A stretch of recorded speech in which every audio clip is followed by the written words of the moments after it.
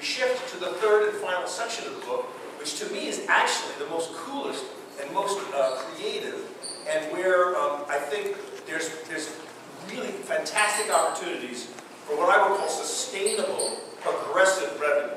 And what I mean by sustainable and progressive, I mean not one-time shots, not strange, convoluted deals, and not money that's grown from the least of us. That's what I mean by sustainable and progressive. All right, so there's three pieces to that. The first is a progressive income tax for the state of Illinois. And to explain that to us, we have a member of the board of the League of Women Voters of Illinois, our author, Hilary Denk. So Hilary, come on up and tell us about the progressive income tax.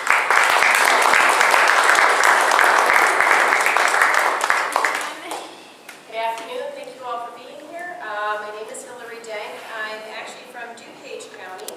And I want to shift the conversation in the Keller counties and downstate to not Chicago versus the rest of the state. And so we're working on that topic for our upcoming issues briefing. Because frankly, the issues in Chicago have always had an impact on the rest of the state.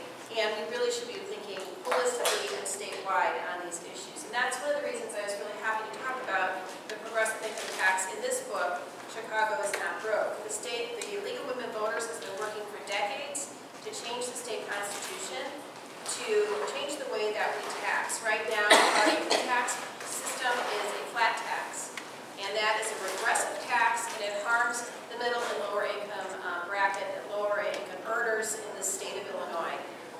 We have been using statistics for this information from the Center for Tax and Budget Accountability. Our good friend Ralph Martiri has been very helpful in providing us with this information that we've been using to educate people throughout the state on this topic. And people in the lower and middle income tax brackets, particularly lower income, overall tax burden is almost 14% in the state, and the higher income bracket is about 5%. And there's many reasons for that. It's a complicated topic, but if we change the way we tax in a progressive way, using a graduated rate, then we can kind of make our tax system more fair. And that's one of the purposes of changing our constitution in order to have a progressive income tax, which is basically we're taxing people with higher incomes at a higher rate and people with lower incomes at a lower rate. And if we had been able to get this on the ballot for this fall, 77% of the state of Illinois would have voted for it. We, right now, we've been working very hard to get public education, public understanding of this. Over 30 other states have progressive income tax for their state income tax. This is not rocket science. This is not some new idea. This is something that we should have done quite a long time ago with bipartisan support. And we actually had some bipartisan support to put it on the ballot, and our Governor Ronner ended that. Could have been on the ballot this fall. And and we have Luke Lang as a champion on it, giving us a great rate bill that would have been passed with it, giving a tax break to 99% of state income tax payers, and bringing in billions of dollars in additional revenue. And as you know, we've been in a structural deficit in the state of Illinois for many years, and that additional revenue was incredibly important to start the process of getting us out of a structural income tax.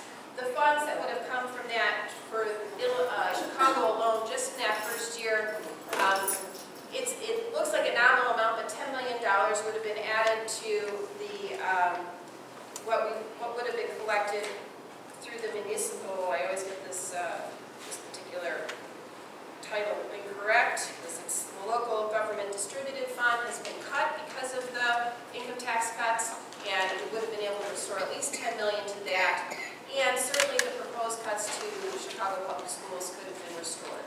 So this is something that could have been happening in 2017. We're going to continue to work on this issue, and we're optimistic that with the coming elections we can have some impact on our General Assembly and really have a true supermajority and hopefully get this on the ballot again in 2018. And then hopefully also change who we have in Springfield as our governor.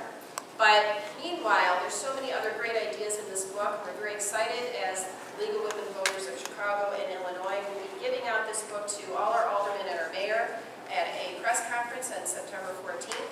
It's going to play into this issue of the TIF ordinance, and and also hopefully get the aldermen to understand a lot of these other excellent ideas to bring